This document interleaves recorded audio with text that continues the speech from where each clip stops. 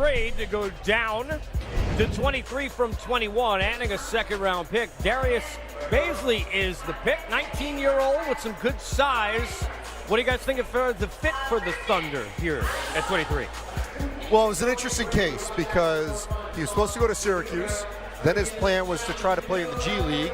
Decided not to do that and ended up working out on his own. And he ultimately ends up being a first-round draft pick. So it's hard to argue with his decision. But he was sort of out of sight, out of mind, but not out of sight for NBA scouts because he finds himself a top 25 player, and he's just, unfortunately, he's sort of an unknown. And this actually is a little bit of a precursor, Brandon, to what we may see in a couple of years if the one-done rule goes away. You could have players like this that we're not quite sure, and you're drafted out of high school.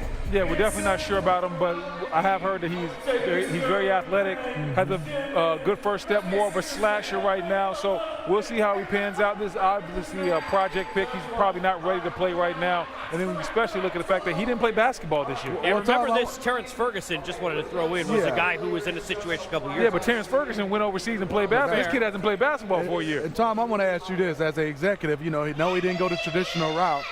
But if you can play, and you have your workouts. What do you think about that? I mean, because he didn't go the traditional route, but that doesn't mean he cannot be, you know, in the sight of some of you guys as executive, be a pick that can help you. It's the exact opposite of Grant Williams. This is all about potential. This is all about unknown upside. And they've obviously seen something they really like there. Now, they're a deep playoff team. They could be as good as anybody in the West. If Russell Westbrook ups his game and gets back to what he was, and Paul George, those two, that's a dynamic duo. Their other veterans may be on the move, so Sam Presti has the ability to take a guy and just develop him internally, and he could be something special. Pascal Siakam kind of talent maybe that just sort of evolves and pops later.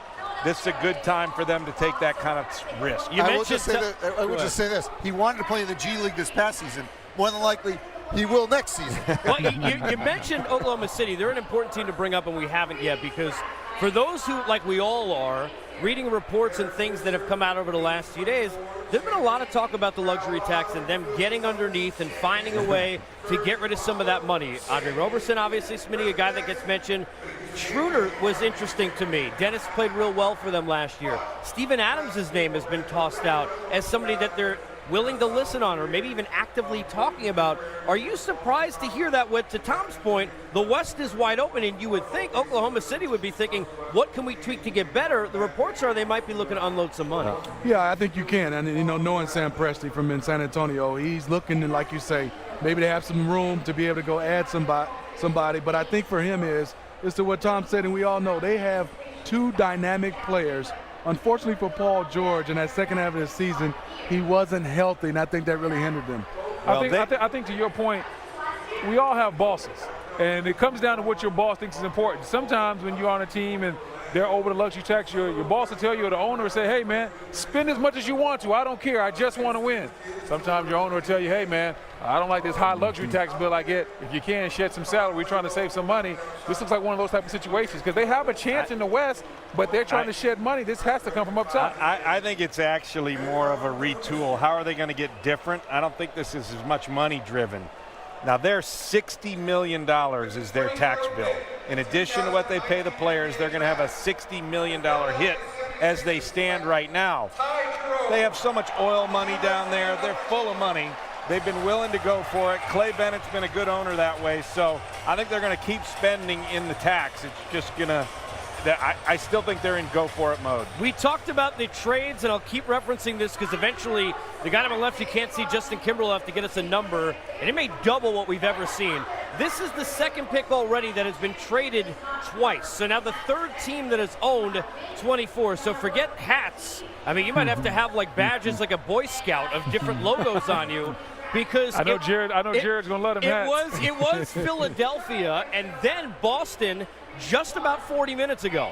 And then they traded it to Phoenix, who has been looking for a point guard. And they draft Ty Jerome, who we all love. But I'll go to you, Smitty, and ask you, because you and I were just talking about the fit and where he fits. And we're talking about one thing, he's a really smart guy. Speed is not his thing. No, it's not. Is he a fit for Phoenix? Yeah, I mean, because, you know, he has some size. He can see over the defense. He's a winner. He's a competitor. We saw him play He likes the big moment. He handles the basketball. Speed is a weakness of his. He's not a super athlete, but what he can do is score. He can flat out shoot it. He doesn't turn it over, and I like that he's a high basketball IQ player, and he can flat out be a strong spot-up shooter playing along, say, a Devin Booker. For Andy and for B-Wood, does he fit the Jalen Brunson model, different player of you just know that guy's going to be a winner at the next level? I love the fact that he's a winner, and I love the fact that he can hit a shot. He does have excellent size. That can make up for the fact that he's not that quick. I'm not sure if I think Jalen Brunson. When I think of him, I think Grievous Vasquez. Remember Grievous Vasquez? Maryland. Really Yes. tall point guard from Maryland. Had some success in the league. Yes. Also had some injuries, but had a lot of success in the NBA as well. I see him being that type of guy. And when you're 6'5" and you're at the point, you don't have to be the fastest and quickest. You can control the game with your tempo and your size, and I think that Ty Jerome can do that. One thing that you'll see with Tony Bennett players going forward, and obviously the ones we've seen coming through, all good passers. And we just saw in the highlights right there, he can feed into the post. He can certainly set you up on the wing. And so all those kinds of skills are certainly going to benefit him at the next level. I love the fact that you said all Tony Bennett guys are all good passers, because when I talked to Malcolm Brogdon at the Final Four, he says Tony Bennett has a list of what he likes to call non-negotiables, and turnovers is on that list. If you turn the ball over, you cannot play. There are no excuses for turnovers. That's probably the reason why I see so many of his guys take care of the ball and pass it so well. You know, the thing with Phoenix, obviously, for those who just joined us, is we've talked about some of the question marks about where they've been in this draft, because they were at 6. They traded down to 11. Cam Johnson ends up being the pick. So, again, we know, obviously, they have established players, B-Wood, when you think about Booker, Jackson, who continues, I know you know and love, to grow, Ayton. How about now Johnson, and when you add to him a Jerome, the two guys fitting into that mix? Well, listen, we knew that Phoenix needed a point guard, so I think Jerome definitely fits. Cam Johnson was a bit of a surprise, but guess what? I think Cam Johnson helps you win right away just because of the skill set. He's polished, a little bit of an older player. Then you bring in the fact that Cam Johnson's able to put the ball on the floor. He's 6'9", and he can shoot it. So it was a little surprising with the way Phoenix went about it, but I do think they went and got two very good players. I think they're both conservative moves, where they go to Oklahoma City before, where they're sort of swinging for the fences with that pick. In this particular case, if you look at both, they're ready to play. You know what they're going to be. More limited upside, but the floor is higher. And let's face it, in Phoenix, they need a higher floor. Yeah, they do. And I don't see them being in go mode right now. No. They are just trying to get along, and hopefully some of these guys can develop. You know, Smitty, nothing obviously against any of the people or coaches they had, but we all know to some extent, you guys know to a great extent, a guy, Monty Williams, who's one of the better people we have involved in the game of basketball. It's going to take time. They're going to still make picks and decisions, as Tom said before, where you're just used to it with Phoenix. How much can a coach start to imprint a different culture with a guy in Monty Williams? I mean, as soon as they signed him, Monty Williams, you know, I love Monty. He's a guy that's been around this league. I played against him. He's going to change the culture right away because of his faith and what he believes in. Young guys with Monty Williams, they start to get better, and you can see them once they branch off, they go to other teams or stay with Monty, and they become better players and better people. And I think it's important to say, both these guys, as you said, they're veteran players, also coming from tremendous programs in North Carolina and Virginia. And there's value. They've built up equity in that. So you know if you're getting a player coached by Roy Williams, coached by Tony Bennett, some of those non-negotiables, you don't have to worry about, especially with a team that needs a lot of help. I love the fact that you, with Monty, and talk about what he's going to do for the culture. I really do love. I think that he's going to reset the culture in Phoenix. He's going to make sure everybody understands that we might not win a lot of games, but we're going to go into every game with the right mindset. We've questioned Phoenix's mindset. Sometimes is their mindset to win or to get Devin Booker stats at some points, and that's something that you have to think about, that I don't think Monty Williams is going to allow that to happen. He's like, hey, we have to do things different, and we have to establish how we're going to win. And now after they do that, then it's up to the front office to put the best players in that team as possible. And be fair, before we look at Portland, they also added Darius Bazley in that trade they made with picks. We all know at this table is a real good player, knows the game, and was third in Rookie of the Year voting just 2 years ago. For the Portland Trailblazers, what a big season, especially with their growth into the postseason, all without Nurkic. It serves up some optimism in Portland. After losing 8 straight games over their previous 2 postseason appearances, it's over. A stunning sweep of the number 3 seed. The Portland Trailblazers made some noise in this year's playoffs. Despite losing starting center Yusuf Nurkic to a gruesome leg injury, the left leg buckled, and he has a serious injury. Portland advanced all the way to the Western Conference Finals before getting swept by Golden State. Damian Lillard earned second-team All-NBA honors and provided one of the moments of the year, sending the Thunder packing in dramatic fashion. Backcourt mate C.J. McCollum averaged over 20 points for the fourth straight season. Several key contributors in their playoff run will hit free agency this summer, including Enes Kanter, Al-Farouq Aminu, Rodney Hood, and Seth Curry. Portland owns the 25th pick in this year's draft. We await to see where the Trailblazers go with pick number 25.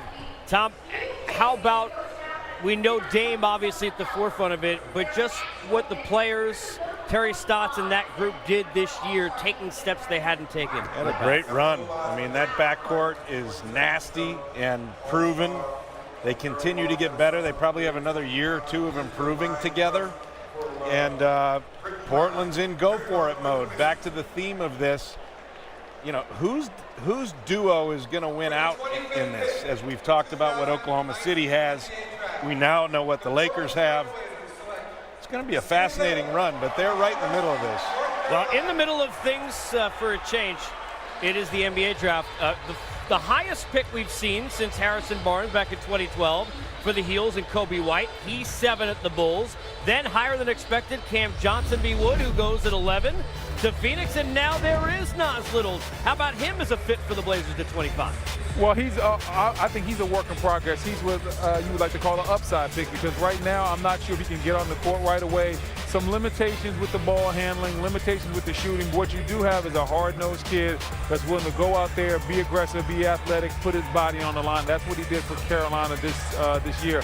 I'm glad his name was finally called. I know he was sitting in that green room for a long time, and he finally gets to figure out where he's going to go. Well, and this is a case from a Portland perspective. You probably had all these names on your draft board, and he wasn't one of them because you don't think he's going to get there. So at this point, when you're coming in at 25 and someone like Nas Little pops up on your screen, you take the best talent that's there, even if he maybe didn't even fit, because suddenly you've got someone that is projected much higher right in front of you. I totally agree, Andy, and you said it best. You're Portland. You don't think he's there. Now you take best available, and this is the point where Portland's saying, hey, we're going to swing for the fences. He might turn out to be one of those players that can get into the lineup, and you just never know. He's probably the best available left on the board. Well, how many more trades will we see? We're not sure. We know this. Nas Little off the board, but we had a record high 24 in the green room. There are still some who are here waiting. Bol, will his name be called next? You'll find out. We continue our 2019 draft coverage from Barclays.